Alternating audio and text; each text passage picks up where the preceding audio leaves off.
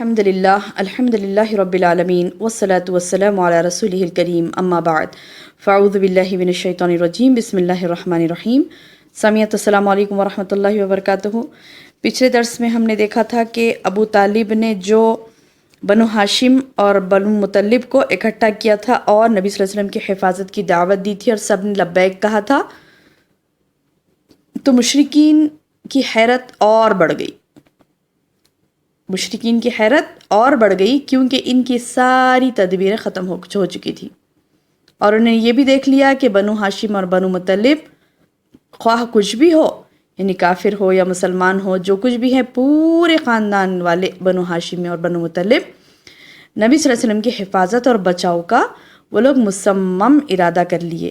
میں نے بتایا تھا نا آپ کو کہ وہ لوگ پورے کعبۃ اللہ کے پاس عہد و پیمان کیے، لہٰذا وہ اس صورتحال پر غور کرنے لگے اور اس کے متعلق فیصلہ کرنے کے لیے خیف بنی کنانہ کے گھر میں جمع ہوئے. خیف بنی کنانہ کے پاس وہ لوگ جمع ہوئے اور سب مل جل کر بیٹھ کر مشورہ کرنے لگے کہ آخر اس محمد کا قتل کیسے ہو صلی اللہ علیہ وسلم.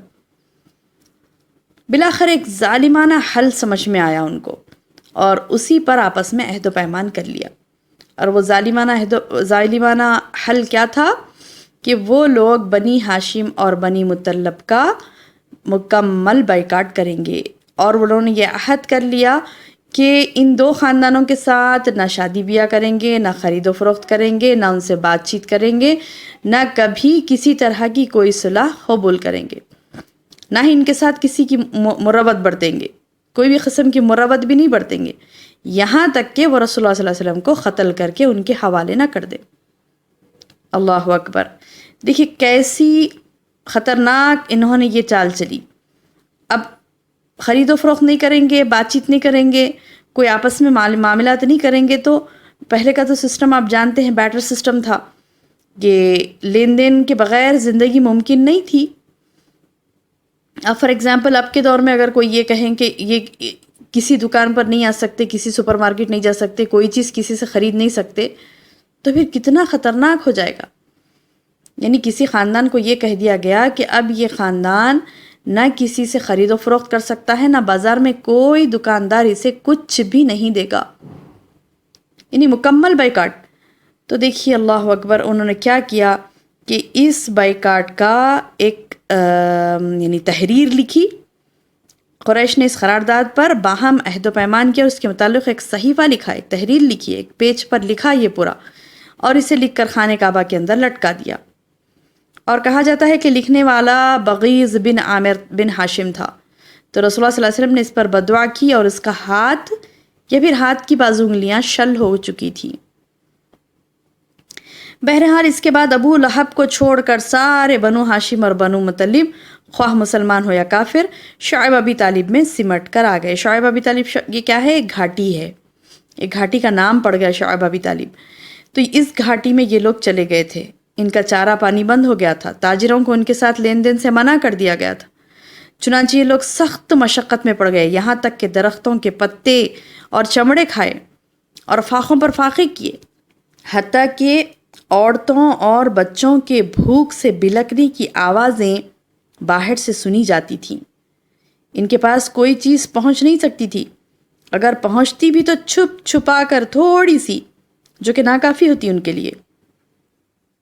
اور یہ لوگ گھاٹی سے صرف حرام مہینے یعنی حرمت والے مہینوں میں ہی باہر نکلتے تھے، اور باہر سے آئے ہوئے قافلوں سے کچھ خرید و فروخت کرتے تھے. لیکن اہل مکہ ان کے سامان کی قیمت اس قدر بڑھا کر لگاتے تھے کہ یہ لوگ خرید نہ سکیں.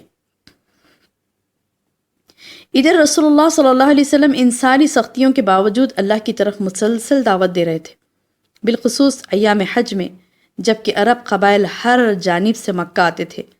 تو دیکھیے بہنوں، اس قدر سخت ترین حالات میں بھی اللہ کے رسول صلی اللہ علیہ وسلم نے اسلام کی دعوت سے اعراض نہیں کیا، بلکہ برابر اسلام کی دعوت اس حالت میں بھی دے رہے تھے. اور اسی طرح یہ لوگوں کا سخت ترین دور تقریباً 3 برس گزرا. 3 سال کے بعد میں اس ظلم کے خاتمے کا وقت آیا.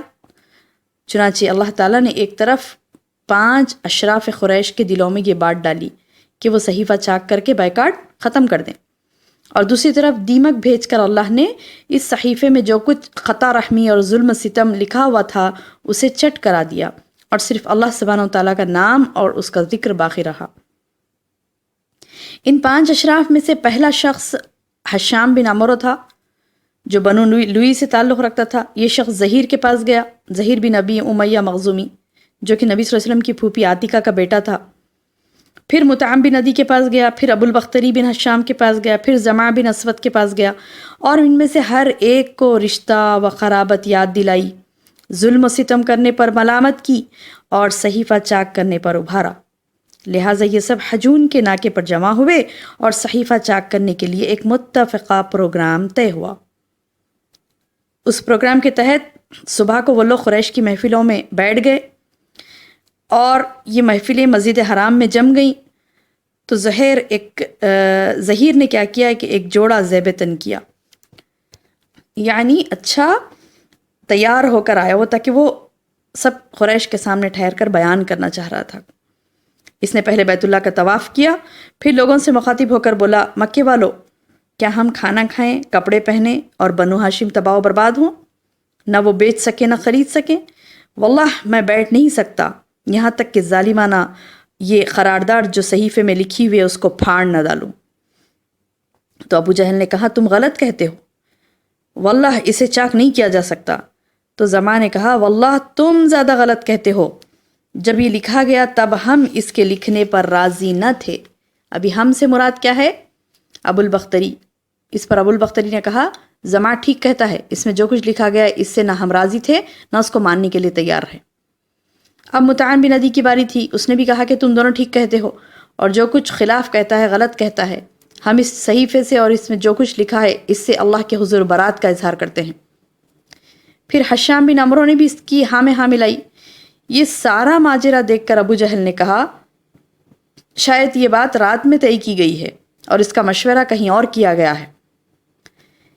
جب یہ گفتگو چل ہی رہی تھی، اسی دوران ابو طالب بھی مسجد کے ایک گوشے میں موجود تھے۔ وہ یہ بتلانے کے لیے آئے کہ نبی صلی اللہ علیہ وسلم نے انہیں خبر دی ہے کہ اللہ نے اس صحیفے پر دیمک مسلط کر دی ہے، جس نے ظلم و جور اور خطا رحمی کی ساری باتیں چٹ کر دیں، صرف اللہ کا ذکر باقی چھوڑا۔ اب اگر وہ محمد جھوٹے ہیں تو پھر ہم تمہارے اور ان کے درمیان سے ہٹ جائیں گے، اور اگر وہ سچے ہیں تو تم ہمارے بائیکاٹ اور ظلم سے باز آ جاؤ۔ تو قریش نے کہا، آپ انصاف کی بات کہہ رہے ہیں، چلو دیکھیں کیا حال ہے صحیفے کا۔ اور انہوں نے کعبے کا دروازہ کھولا اور اندر جا کر دیکھا تو کیا دیکھتے ہیں کہ صحیفہ یعنی ادھر مطعم بن عدی اور ابو جہل کا جواب دینے کے بعد اٹھا کے صحیفہ چاک کریں تو کیا دیکھتا ہے؟ دروازہ کھول کر انہوں نے دیکھا تو کیا دیکھتے ہیں وہ لوگ کہ واقعی اسے کیڑوں نے کھا لیا، اور صرف بسمک اللہم اور جہاں جہاں اللہ کا نام تھا وہی باقی بچا۔ لہٰذا محمد صلی اللہ علیہ وسلم نے جو خبر دی تھی وہ اللہ کی نشانیوں میں سے ایک نشانی تھی، جسے مشرکین نے اپنے آنکھوں سے دیکھا، لیکن وہ اپنی گمراہی کے رویے پر برقرار رہے۔ بہرحال بائیکاٹ ختم ہوا اور رسول اللہ صلی اللہ علیہ وسلم اور آپ کے ساتھی گھاٹی سے باہر نکل آئے، لیکن مشرکین و کفار کا یہی حال تھا، وہ بضد تھے اس بات پر کہ ایک اللہ کی عبادت نہیں کریں گے۔ تو اللہ تعالیٰ نے آگے ان کے لیے کیا فیصلہ کیا انشاءاللہ اگلے درس میں دیکھتے ہیں۔